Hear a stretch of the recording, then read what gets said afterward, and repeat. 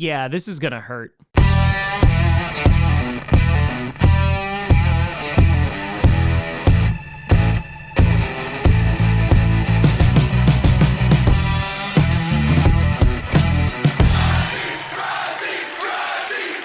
Grossi Posse Packer Nation. Welcome to an episode of the podcast where you don't have a Packers fan, but it sure does help. I'm your host, Tom. You asked me for years and years and years to do this video.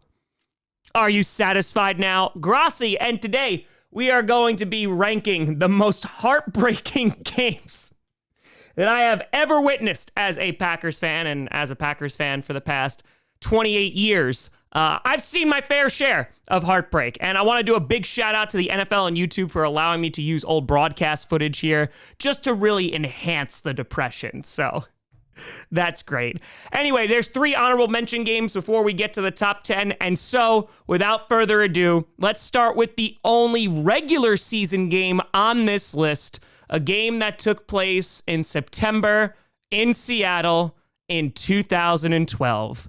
And of course, I am talking about the Fail Mary.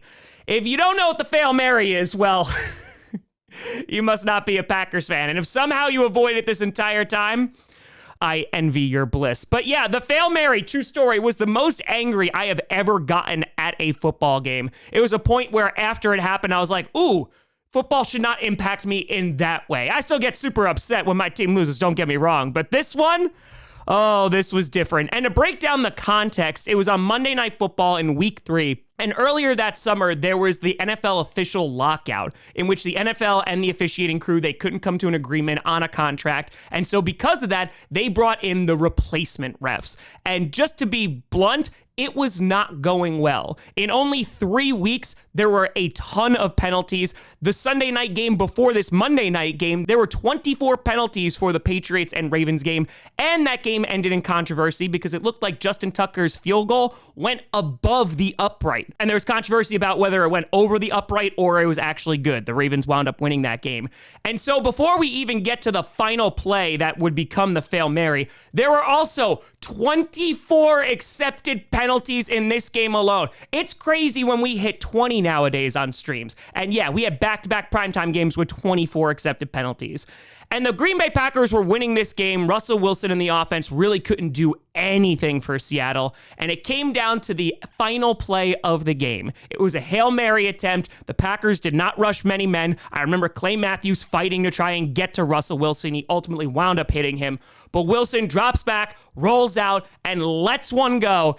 And in the end zone, Golden Tate commits the most egregious offensive pass interference that you have ever seen. Literally just decks a guy, and MD Jennings comes down with the ball. Now, at this point, they're wrestling for the football, Golden Tate and MD Jennings, and one of the officials waves it off to say, all right, the play is over, and the other ref looks up at him, sees his hands going up, and goes, oh, okay, and indicates touchdown.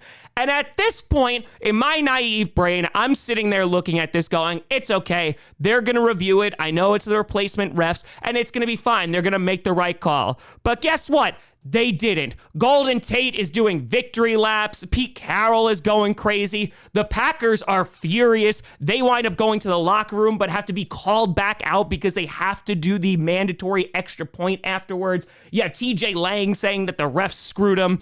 And yeah, the reason why this game was so infuriating, because not only, it was the Seahawks, and there was a rivalry that was starting to develop there. Little did I know how heartbreaking that rivalry was going to be. But it's the fact that they got the call wrong, looked at it, got the call wrong again, and you might be thinking, well, Tom, maybe you're a little bit of a homer here. Maybe MD Jennings didn't catch it, and it was Golden Tate. Well, guess what? 2 freaking fracking days later, the officiating lockout just magically ended. The amount of controversy that was on this game for the Fail Mary was significant. The old refs came back. The Packers, they would have been 12-4 and the 2 seed had they won this game. And instead, they would travel to face the 2 seed in the divisional round that year, and that would be against the San Francisco 49ers, and that would be the Colin Kaepernick game. So, yeah, it was bad. And speaking of, you had the heartbreak on Monday Night Football earlier that season. Let's fast forward to January 12th, 2013. The Green Bay Packers were heading in to take on the number 2 seed that year, the San Francisco 49ers and Colin Kaepernick. And you might be thinking, why is this so low? Why is this only an honorable mention? And the reason that is because we just got dominated. Yeah, it sucks, and the Packers were a good team that year, but to just go up against a juggernaut that was Colin Kaepernick that night, I can't do anything except throw my hands up and go, yep, we need a run defense, which I would say years and years and years later. And the Packers had just come off a wild card win against Christian Ponder and the Vikings. And heading into San Francisco, I knew it was going to be a tough game, but it started out really great for the Packers. The first drive was a pick 6 for the Packers, returned it for a touchdown. Sam Shields was rocking, and it was a 24-21 game at halftime. And then Colin Kaepernick said, nay, and ran all over the Packers. He ran for a QB record 181 rushing yards, had 2 rushing touchdowns. Frank Gore ran for 119 yards and a touchdown, and this was just complete and total domination. So heartbreaking, just the fact that the Packers defense couldn't do anything to stop the run, but ultimately it only gets an honorable mention because there's some more heartbreaking games. And I mentioned before the Packers would have been the 2 seed if that Hail Mary didn't go the way that it went, and we would have gotten the 49ers at Lambeau, and Packers fans wondered, man, what if we had them at Lambeau? Well, that question would be answered a year later when the 49ers would come into Green Bay, Colin Kaepernick, short sleeves, and they would kick a game winner, beating the Packers in the wild card round. So yeah, Lambeau did not help. Pain all over. The 49ers, you're on this list a lot. And then the final honorable mention game, we're going all the way back to 2005, January 9th to be specific. And this was the loss in the wild card round against the Minnesota Vikings. And listen, it's always going to be bad losing to the Vikings, but to lose in the playoffs makes it so much worse. On top of that, the Packers at the time were the number 3 seed. They won the NFC North. And the Vikings, they were coming in as the 6th seed. Dante Culpepper played a near perfect game, had 4 touchdowns. Brett Favre had 4 interceptions. But the play that really solidified how infuriating this game was the fact that with 10 minutes left, the Packers were within 1 score. And then Dante Culpepper dropped back and hit Randy Moss to get a touchdown over Al Harris. And, well, a disgusting act followed. Randy Moss went into the end zone, turned around, and mocked, pulling his pants down, mooning the Lambeau Field crowd. That is a disgusting act by Randy Moss. And it's unfortunate that we had that on our air live. That is disgusting by Randy Moss. And yeah, the purple incarnation of Satan, now you have a better idea on why I hate them so much. And so, now that the honorable mention games are out of the way, it is time to get into the top 10. Is it really a top 10 if I cry for every single one? That's fine. Starting off with number 10, you got a divisional game in 2016, the Green Bay Packers taking on the Arizona Cardinals. Now, for some context here, and not just about this season, there was already a little bit of a rivalry between the Cardinals and the Packers because they met earlier in the playoffs back in 2010. It would be the year before the Packers would win the Super Bowl. And you had one of the greatest playoff games to ever be played. It was the highest scoring playoff game in NFL history. In 2010, the Packers and Cardinals had a shootout. Kurt Warner had more touchdowns than he did incompletions. The final score was 51-45. Aaron Rodgers came back in that second half and started to dominate, going toe-to-toe. And you saw, oh, this Aaron Rodgers guy could be really, really special. And that game, unfortunately, ended in controversy. It went into overtime, and the Packers were able to get the ball first, and Rodgers got sacked, wound up fumbling the ball, and the Cardinals would win that game. Unfortunately, there was a missed face mask call on Aaron Rodgers that should have been called and kept the Packers going. Vikings fans, you know how we feel now. But heading into this game, I had this in my mind because I was like, okay, Cardinals again, here we go. And the Packers that year weren't the best team. They were the 5 seed. They finished the year at 10-6. And the Cardinals, they were the 2 seed at 13-3. So heading into this game, the Packers were definite underdogs. And the Packers were able to keep pace, but what made this game so special was the back-to-back Hail Marys to Jeff Janis from Aaron Rodgers. At this point, Aaron Rodgers had already gotten the reputation of being a Hail Mary king. And when they needed it most, he delivered. Not only did he roll out and hit Jeff Janis near the sideline for the first Hail Mary, but then on the final play of regulation, Aaron Rodgers rolls out and chucks up a prayer to Jeff Janis, who comes down with the ball in double coverage, for a touchdown to send the game into overtime, and it was pure pandemonium. At that point, the hopium was just soaring. I was like, maybe they could. If the Packers could just get the ball, they could exorcise the demons from the previous playoff game against the Cardinals.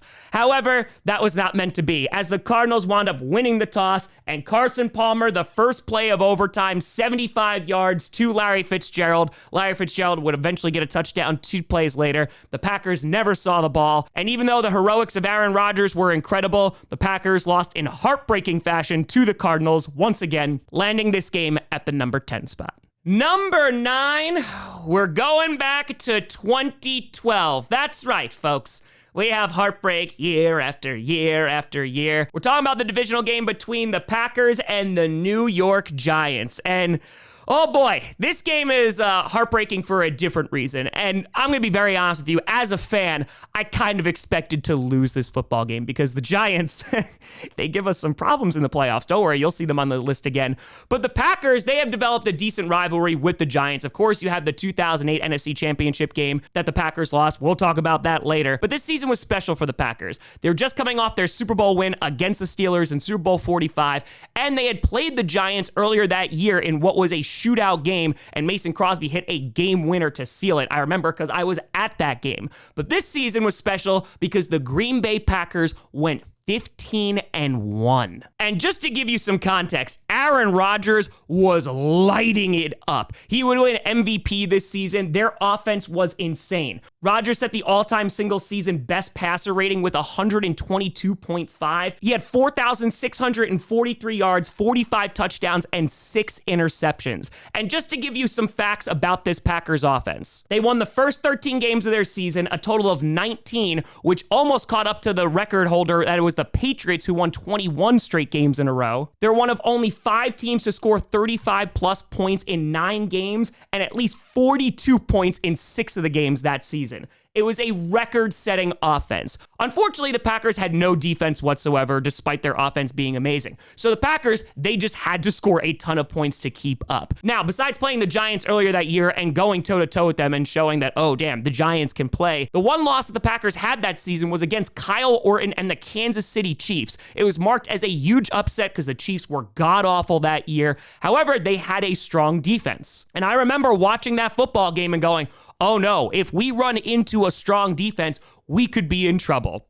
And ladies and gentlemen, here come the Giants. The Packers, they had a bye week and home field advantage. The Giants, they were the number 4 seed, only finishing 9-7 on the year. They beat the Falcons 24-2 the week prior. And then coming into Lambeau, yeah, the Packers, they just did not have a chance. Eli Manning was excellent. Hakeem Nicks and the defense absolutely grinded down the Packers. Aaron Rodgers was the Packers' leading rusher, and they just grounded that Packers offense, and they really did not have a chance in this game. And so it's number 9 because of what could have been, but unfortunately, due to a really terrible defense, that 2011 Packers team, unless they were scoring 42 points, it was going to be tough for them to go the distance. So yes, it is still heartbreaking because of all the records they set. Aaron Rodgers was so good that year. The offense was incredible, and to have it end and have them go one and done, losing their first game in the playoffs against the Giants, always disappointing. And then the Giants, they would go on to beat the Patriots in the Super Bowl again. Number 8, we're going back to January of 2003. And this game, this game had a huge impact. We're talking about the wild card matchup between the Green Bay Packers and the Atlanta Falcons.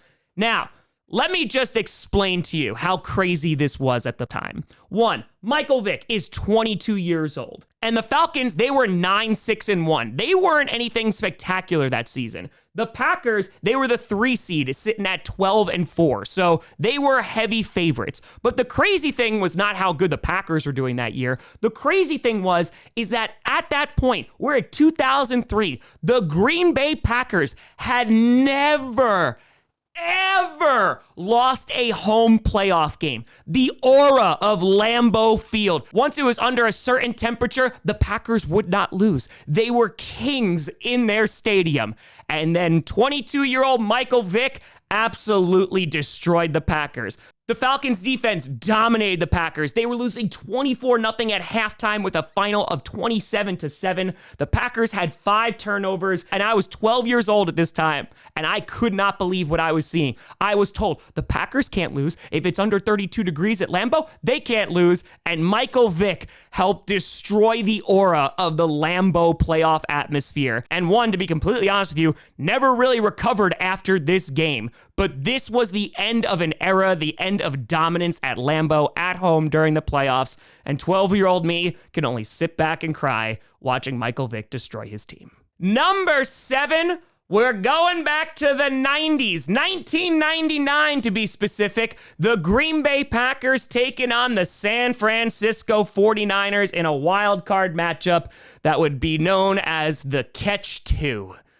Love that play, guys. Now, to give you some context here, the Packers had just lost Super Bowl 32 that past season, and they were looking to rebound. Now, they had a pretty good record against the 49ers, beating them in 3 of their last playoff matchups. And so heading into this game, the 49ers had a better record. They were 12-4. The Packers, they were the 5th seed at 11-5. But it was kind of expected that the Packers should be able to win this game. This was also like the dying grass of that 49ers dynasty. And the Packers were winning this football game with a little over 4 minutes to go. Favre led the team down the field, had a touchdown to Antonio Freeman, and then the 49ers took the field with Steve Young. During this drive, Jerry Rice catches a ball and clearly fumbles it. There is no doubt that he fumbled the ball.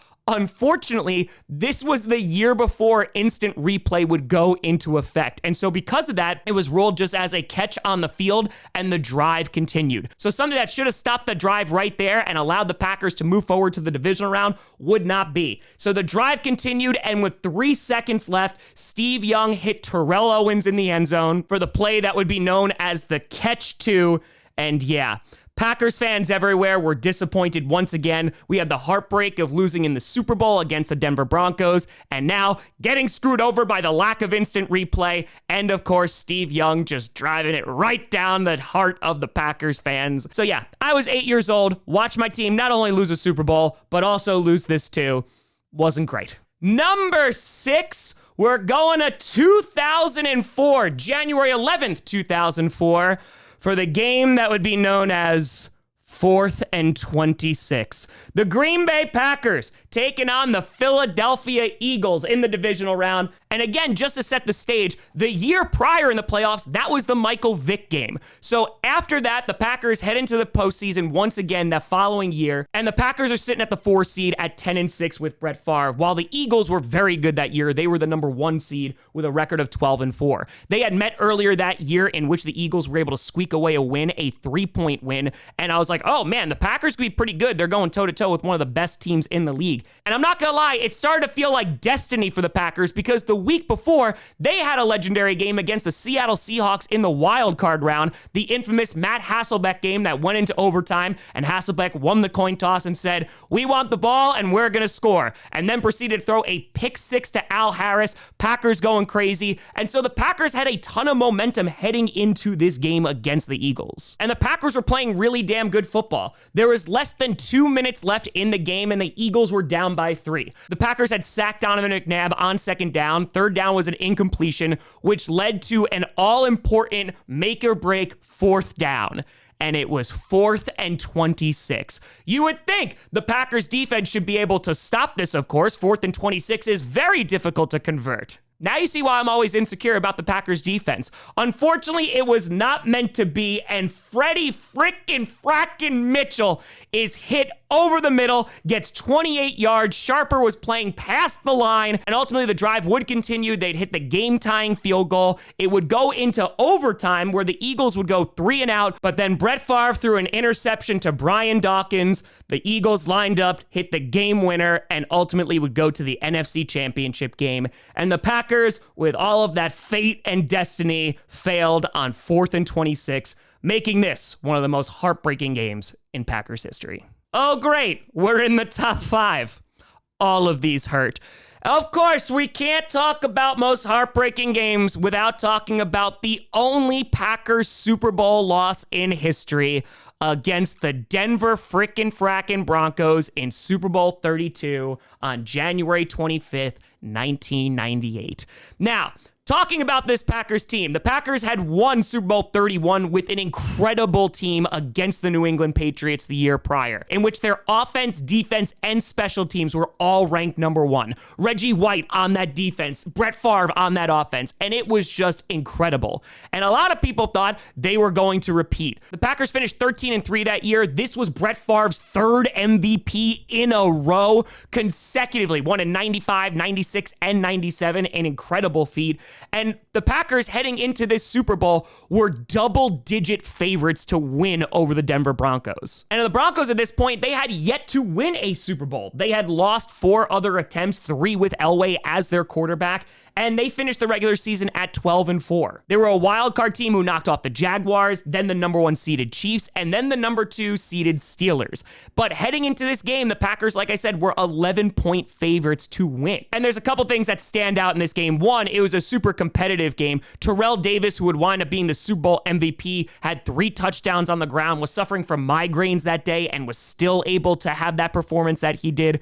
But the play that everybody remembers, and arguably the biggest play in John Elway's career, was in the third quarter with the game tied, and John Elway scrambles to try and get a pivotal first down, gets hit midair, and does the helicopter. This would not only extend the drive, but John Elway, who was not really a mobile QB, just had one of the most epic moments in Super Bowl and NFL history. Terrell Davis would wind up punching it in for a touchdown, and ultimately the Denver Broncos would go on to win that game. And again, the Packers had many opportunities, but to be favored so much, this was heartbreaking, because also this was the first Super Bowl that I had ever watched as a Packers fan. I was not yet a Packers fan when they won the previous year in Super Bowl 31, and so much to my chagrin, I had to watch John Elway get a Lombardi trophy over my team. It was the only Packers Super Bowl that I ever witnessed where they lost, because it's the only one they ever lost in. And yeah, Brandon Perna, I hope you're happy. The only reason why it's not lower on this list in the top 3 is because they won the Super Bowl the year prior,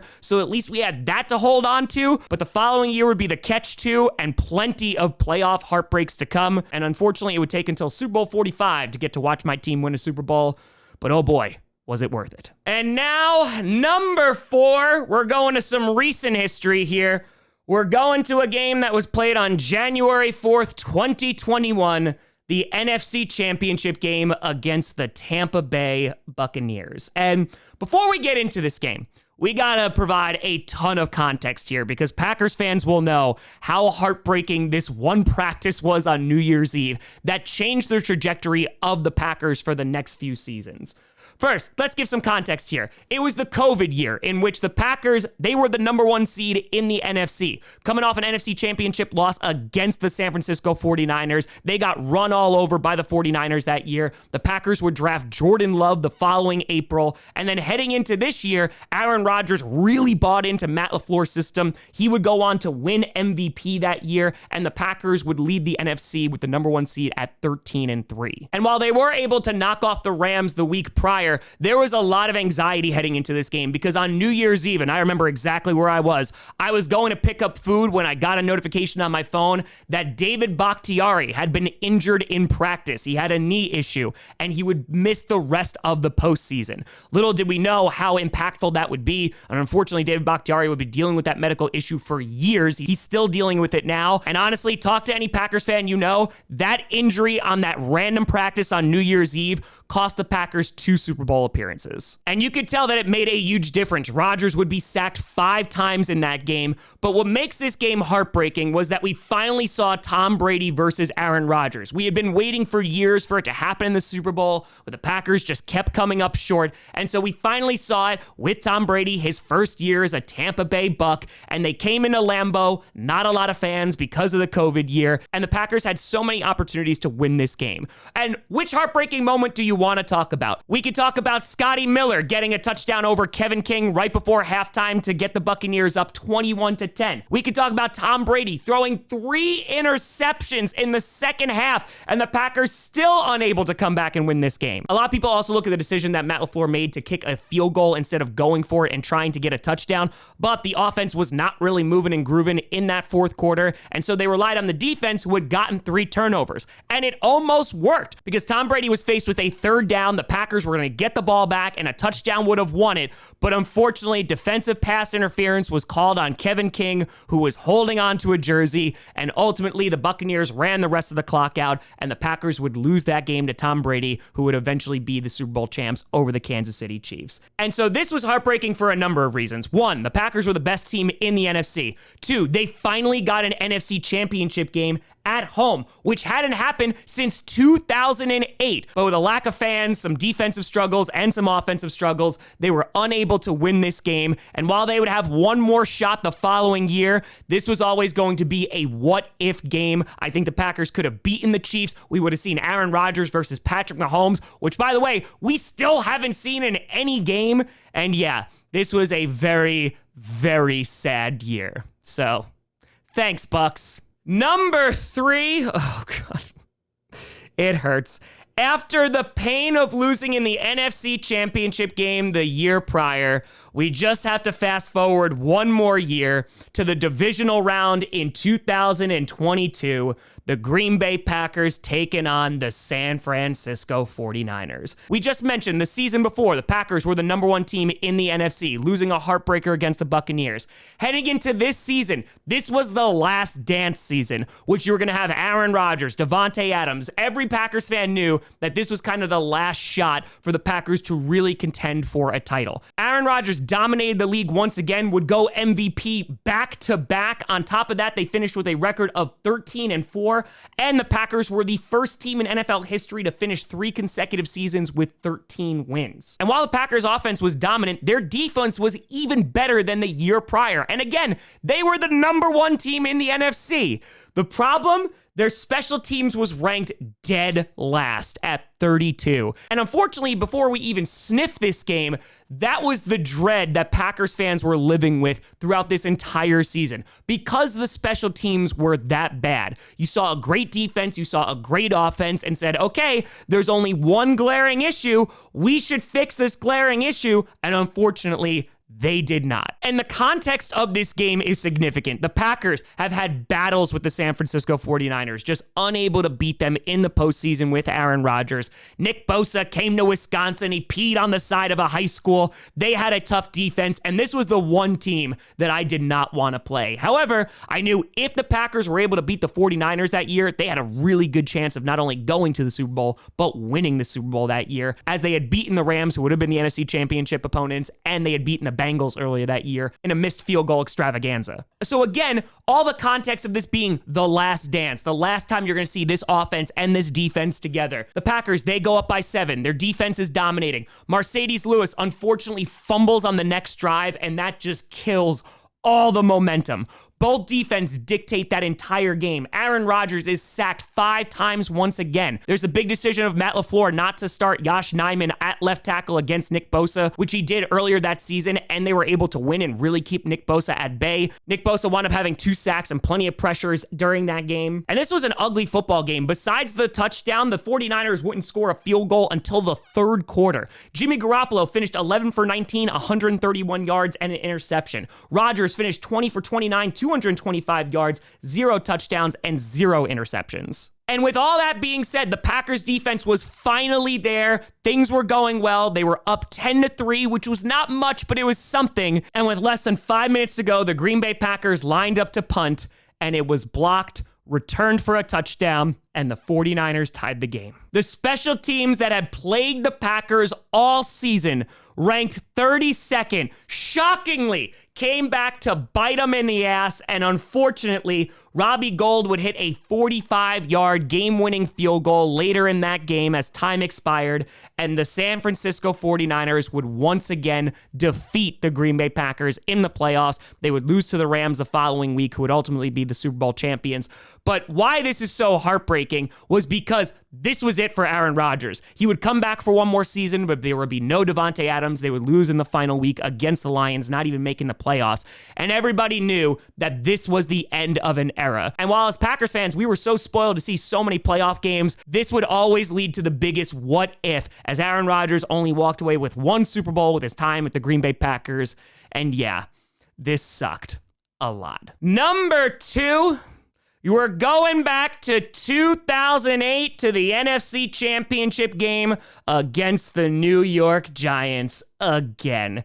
And oh boy, we want to talk about end of an era. We saw one with Aaron Rodgers in the previous game, and this was the final game with Brett Favre as a Green Bay Packer. And the Packers, they were dominating that year. They were the number 2 seed, finishing 13-3. In the divisional round, they had destroyed the Seattle Seahawks. Ryan Grant had over 200 yards and 3 rushing touchdowns in a phenomenal game. And the Giants, they were the 5 seed. They knocked out the Buccaneers in the wild card round and knocked off the number 1 seeded Dallas Cowboys that year. I remember I was working at CVS and I couldn't watch that game, and I heard that the Giants beat the Cowboys and I went nuts. And everybody expected, oh, you're a huge Giants fan. And I said, no, I'm a Packers fan. And I was worried about the Cowboys. They were a really good team. They were the only team that was better than the Packers that year in the NFC. And I was like, great, now the 5 seeded Giants have to come to Lambeau. We should be able to win, right? Wrong. The game time temperature in this game was -1 with a wind chill of -23. And so you would think that this would really benefit the Packers, right? The aura of Lambeau, though Michael Vick had ruined that a little bit, it was still there. It was the cold, Brett Favre and the Packers, they're used to it. And they had the lead at halftime, 10-6. But both teams struggled to move the ball that first half because it was so freaking fracking cold. Everyone just remembers Tom Coughlin's red face just glaring on the sideline. And in the third quarter, the Giants finally started moving the ball. They scored 2 touchdowns. The Packers scored 1, and it was 20-17 Giants heading into the final quarter. At the start of the fourth quarter, the Giants sent out Lawrence Tynes to kick a 43-yarder. He wound up missing that because it was basically kicking a rock. Again, both offenses really struggled to move the ball, and to kick the ball, it was not going well. Then later in the fourth quarter, with little time left, they sent out Lawrence Tynes once again to try and hit the game winner, and he missed that one as well, and it wound up sending the game into overtime. So think about it from my perspective. I am in high school with my then girlfriend who is a Giants fan, surrounded by her family who are all Giants fans, and I'm just sitting in the corner in a basement with a cheese head on, not able to make a sound. But every time they miss a field goal, I am just dying inside of yes. And then it goes into overtime. The Packers, they won the toss. They got everything they could have wanted. They could just march down the field and try to win this game. But on the second play in overtime, Brett Favre would throw an interception to Corey Webster, and the Giants would send out Lawrence Tynes once again for a 47-yard attempt, which was his longest of the day. He had already missed 2. But of course, Tynes would send it through the uprights, sending the Giants to the Super Bowl to beat the undefeated New England Patriots and ending Brett Favre's career as a Green Bay Packer as he would get traded to the Jets in the offseason. And this was just a gut punch. We missed out on a Brett Favre, Tom Brady Super Bowl. It would have been an offensive explosion, and I know Giants fans are very happy about that. But yeah, this was a tough pill to swallow as a Packers fan living in New York, and to watch Brett Favre's career with the Packers end like that, disappointing, to say the least. And then finally, you know what it is. The most heartbreaking game in Green Bay Packers history took place on January 18th, 2015 in the NFC Championship game as the Packers took on the Seattle Seahawks. And this game will always live in infamy. And to give you some context, the Packers were underdogs heading into this game. The Seahawks, they're coming off a dominant Super Bowl win. Russell Wilson is playing great. They have Marshawn Lynch. The Legion of Boom is there. The Hail Mary happened in 2012, and the Packers opened the season against the Seahawks, in which they lost against Seattle. So at this point, there was a lot of hatred for the Seahawks on my part. And heading into the playoffs, the Packers had a really good season. They were the number 2 seed. They finished 12-4. And the Seahawks, they were the number 1 seed, dominating all of their opponents. And again, it started to feel like destiny again, because the week prior was the Dez no-catch game, which Papa Grossi and I were in attendance for, and that was a phenomenal game. But they were able to knock off the Cowboys at home, and I said, all right, maybe they could go into Seattle, which was a hostile environment. Maybe they could have a shot, but who knows? But little did I know that the Packers would dominate the majority of this game. The Packers were up 16-0 at halftime. And at the time, I was at an off-Broadway play, Avenue Q. I had gotten tickets, and we didn't know it was going to be the NFC Championship game, let alone the Packers were going to be there.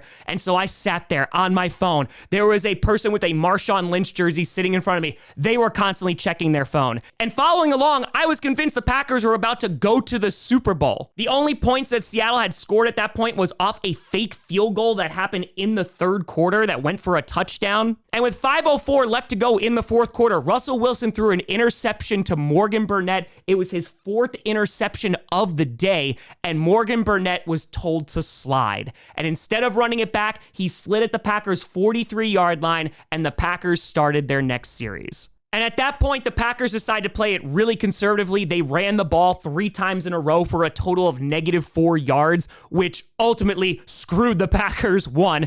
2, they gave the ball back to Seattle, who had no timeouts left. 3:52 to go in the fourth quarter, and the Packers were up 19-7. So again, less than 4 minutes to go. The only thing that's going to stop the clock is the 2-minute warning. You think the Packers have it in the bag? Well, no. Russell Wilson winds up scrambling into the end zone, getting a touchdown with a little more than 2 minutes left, and then it was time for the onside kick. Now, I mentioned before, you had the fake field goal. That was pretty bad. You had the 3 and out. That was pretty bad. The Seahawks just scored. That was pretty bad. But they're still winning the game. They recover this onside kick. We're finally seeing Aaron Rodgers versus Tom Brady in the Super Bowl, and it's going to be glorious. Unfortunately, during the onside kick, Brandon Bostic, who was not supposed to go near the ball, Jordy Nelson was supposed to be the hands team there.